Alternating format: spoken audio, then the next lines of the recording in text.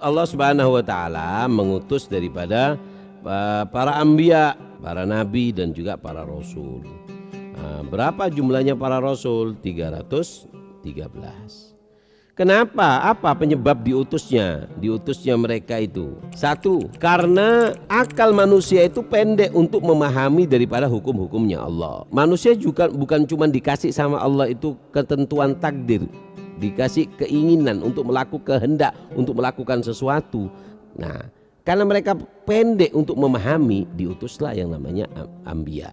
Yaitu karena pemikiran manusia itu pendek di dalam mengetahui, mengenal Allah Subhanahu wa taala. Yang kedua, lihidayatihim, untuk penyebab mereka mendapatkan hidayah. Yang ketiga, litakmili amr ma'asyihim, untuk kehidupan daripada dunia mereka supaya bagus. Jadi para nabi itu diutus bukan cuma ngurus akhirat, surga, neraka, azab kubur, mizan, gala, litakmili ma'asyihim wa ma'adihim. Urusan dunia kemin sempurna, ikuti para anbiya, para nabi. Ingin urusan akhirat kamu baik, ikuti mereka. Yang keempat, jalbi masalihim wadar ilmafasid, diutusnya nabi supaya manusia itu bisa mengambil kebaikan dan bisa meninggalkan daripada kejelekan. Yang kelima, yaitu adalah untuk tertibil khilafah, supaya manusia itu juga tahu bagaimana itu sistem kepemimpinan. Yang keenam, yaitu adalah takmili amr ma'adihim wa marja'ahum ilal akhirat, supaya mereka itu faham bahwasanya mereka itu bukan cuma hidup di dunia,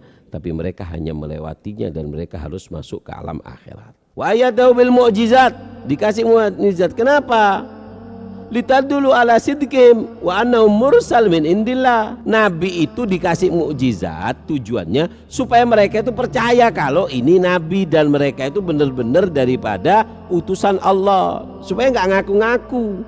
Makanya khawarikul adat ala sitta anwa, keajaiban, keanehan itu ada 6 macam. Yang pertama namanya adalah irhasot. Irhasot itu adalah keajaiban-keajaiban yang ditimbulkan calon nabi. Ini belum jadi nabi, punya hal-hal yang aneh dan ajaib. Nah, itu namanya irhasot. Hal ajaib tapi diberikan kepada calon nabi yang bakal jadi nabi. Namanya irhasot. Kalau kepada nabi itu namanya adalah mukjizat. Kalau sebelum jadi nabi namanya irhasot. Kalau kepada para nabi itu namanya adalah mukjizat. Kalau kepada pengikut para nabi dan juga orang-orang yang istiqomah di jalan Allah, itu namanya karomat. Jadi keramat itu adalah keajaiban yang Allah berikan kepada orang-orang yang mengikuti jejak Nabi dan istiqomah ala manhajillah, di jalannya Allah. Ada namanya istidraj. Istidraj itu adalah kekuatan atau keajaiban yang dimiliki oleh orang ahli maksiat, orang-orang kafir atas apa yang mereka kehendaki. Dan Allah memberikan itu semua supaya mereka semakin jauh dari Allah, ngerasa dirinya benar, ngerasa dirinya punya kekuatan, dikasih terus sama Allah supaya dia merasa benar. Diberikan kepada orang kafir ataupun orang yang ahli maksiat. Ahli maksiat tapi punya keajaiban, ya namanya itu adalah istidraj. Yang kelima adalah ihanat, diberikan kepada orang-orang yang Allah ingin menghinakannya, dan kebalikan dari keajaiban seperti Musailamah al-Kadzab. Ketika ada orang itu, Muhammad itu katanya kalau ada orang sakit, sahabat itu matanya perang, ketika lepas ditiup sama Muhammad langsung masuk. Aku ini sakit mata ini udah 5 hari, sini aku juga nabi. Ditiup, nggak taunya dua-duanya tambah buta.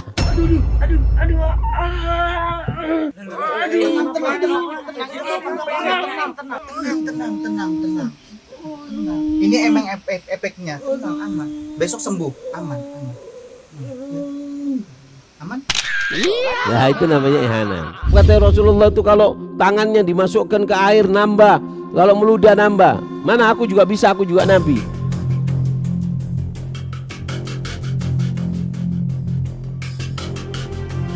Lihat sumur diludahi sama Musailamah al-Kadzab, airnya itu tambah ngilang. Tenang, ini emang prosesnya.